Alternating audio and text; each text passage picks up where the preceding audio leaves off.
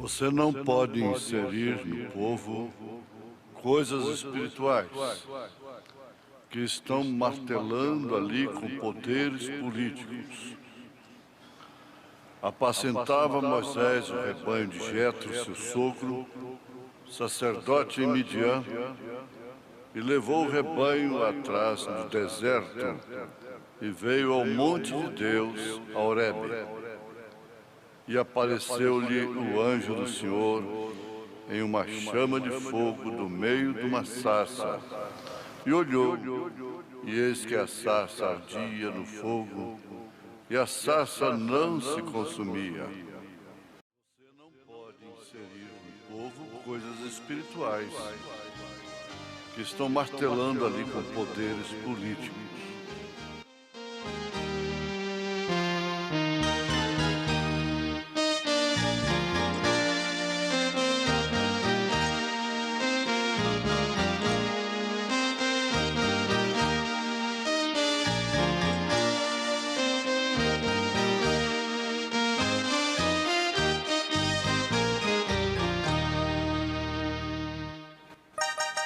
Ouvintes, uma bússola infalível que existe na Bíblia Sagrada, desta feita explorada pelo profeta de Deus na mensagem do terceiro Êxodo, é a questão da iniquidade dos amorreus estar completada. Ela estava completada. Isto quer dizer, chegou à sua plenitude. E tinha então ali um correlacionamento com Israel, que por sua vez estava escravizado no Egito. E que assim que a iniquidade dos invasores da terra se completasse, então aconteceria o êxodo, para que o povo de Deus passasse a possuir a terra que era dele por promessa divina. Exatamente o tempo que Deus prometeu a Abraão estava cumprido. O tempo da libertação estava à mão. Agora, tudo isso tem sentido com o que está acontecendo conosco, gentios. Gentios e Igreja do Senhor Jesus Cristo. A Igreja verdadeira do Senhor Jesus Cristo está no meio,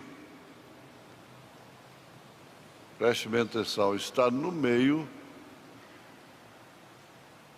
de uma humanidade corrompida,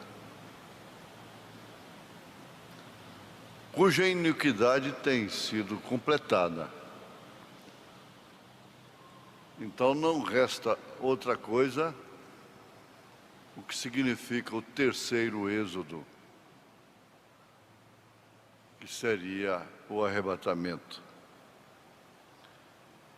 Vamos lembrar que Deus permitiu que se levantasse um faraó que não conhecia José, que foi Ramsés.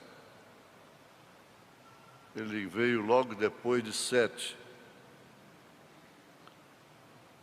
E ele era um homem que não conhecia as bênçãos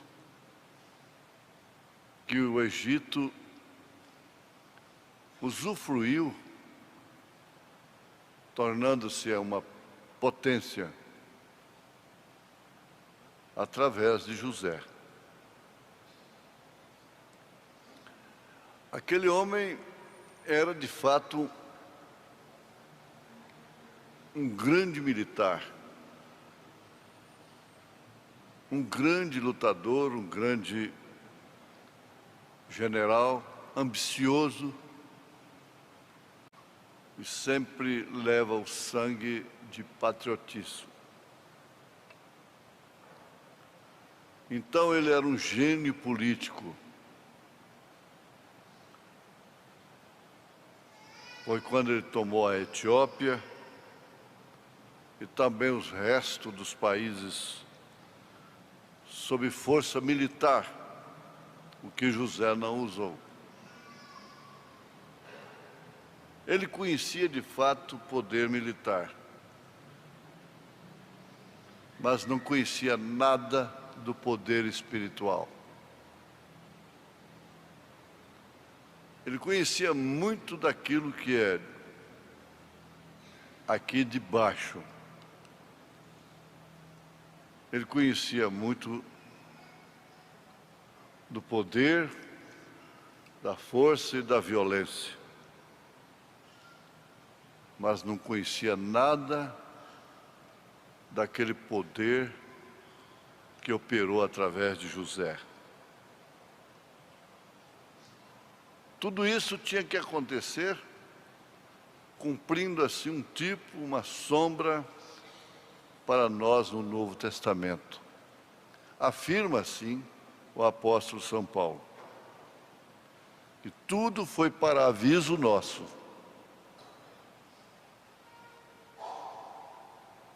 O profeta afirma que qualquer homem que seja espiritual poderia ver o que está acontecendo agora, no presente momento, quando tem se levantado um verdadeiro faraó, que não conhece nada de espiritual. O mundo religioso de hoje, poder bélico, financeiro, religioso, não conhece nada do Espírito, nada do poder de Deus. Conhece de tudo no campo da ciência. E o Deus que eles têm, dizendo ser o Deus dos céus, eles o confinaram também no âmbito da ciência, teologia, a ciência que estuda Deus. Mas este é o Deus deles. E eles falam de paz, eles falam de unidade, de união, eles falam de boas coisas, mas eles não conhecem nada de cima. Jesus disse: ajuntai tesouro nos céus, onde a traça não pode roer, o ladrão não pode roubar. Ele afirma que nós devemos pelejar pelo reino eterno. Ele afirma ainda: se o meu reino fosse deste mundo, os meus pelejariam por ele. Mas isto não aconteceu quando ele estava sendo entregue para ser crucificado. Perante Pilatos ele fez esta afirmação. Sabendo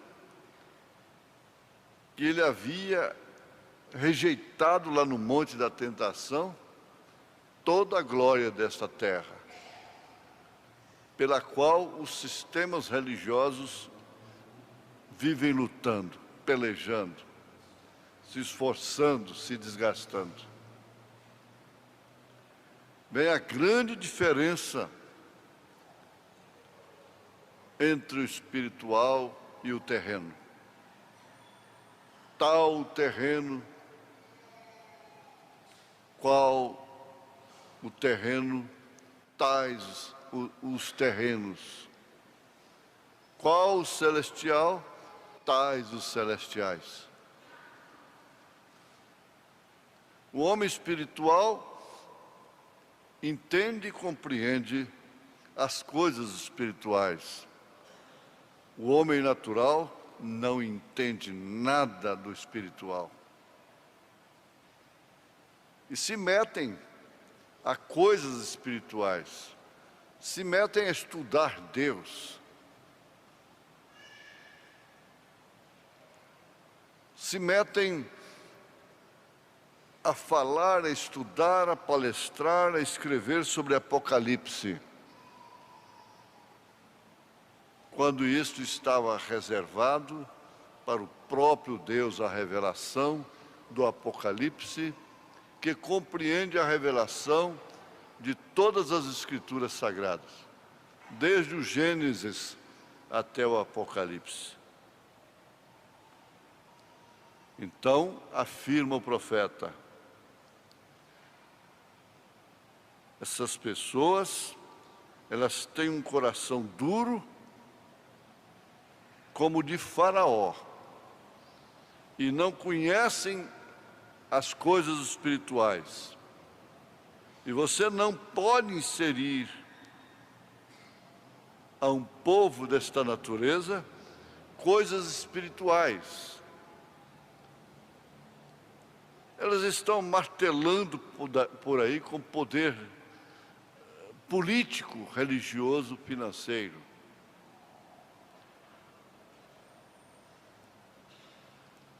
Quem quiser aceitar a experiência realmente espiritual, tem que nascer novamente. Isto quer dizer, nascer de novo. Jesus recomenda em São João, capítulo 3. Então, aqui temos da parte de Deus a própria advertência de Deus para toda a terra. Mas quem pode concebê-la, quem pode ouvi-la, quem pode entendê-la, senão os espirituais?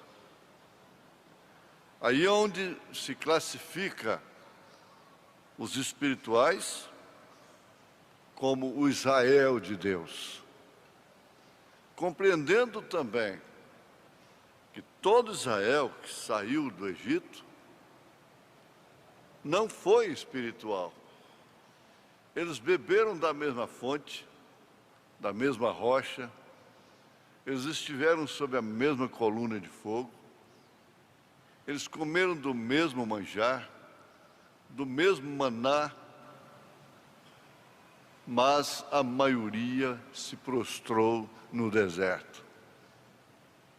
Porque nunca foram espirituais. Eles tiveram toda a sensação de espirituais, mas não eram espirituais. Isso é terrível.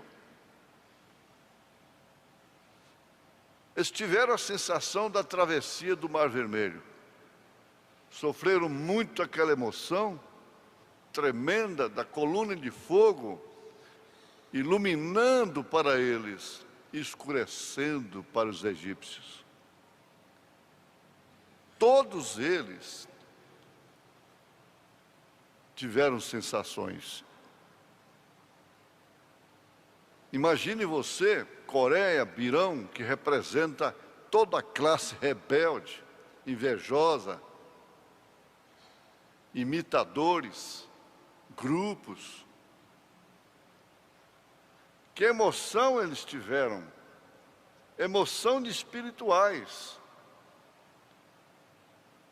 ao atravessar o Mar Vermelho. Até chegar ao Monte Fumegante, eles clamaram juntos, sob o mesmo temor, sob a mesma reverência, sob o mesmo reconhecimento. Não fale Deus conosco. Fale Deus com Moisés, e Moisés fale conosco. É uma análise que reflete claramente o estado da igreja, a experiência da igreja. São milhares que experimentam as emoções espirituais na cura divina, em movimentos, em louvores, em danças e risos. Mas na hora decisiva de ver quem é quem, eles não têm como deixar de mostrar suas cores. Exatamente o que aconteceu lá, e Paulo tomou isto como estamos tomando nesse instante. Somente 2, dentre mais de 2 milhões. Qual foi o pastor que já teve uma igreja maior do que a de Moisés?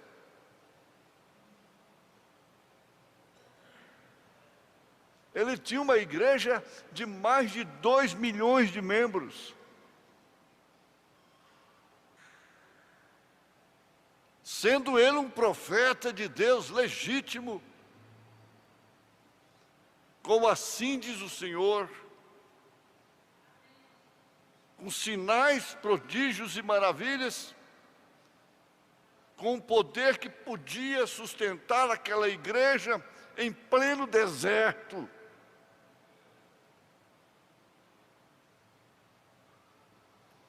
Mas ele não pôde colocar aquele povo na terra prometida.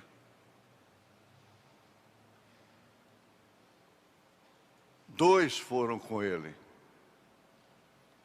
2 chegaram lá. Agora com uma nova geração. O Israel teve que nascer de novo para entrar em Canaã.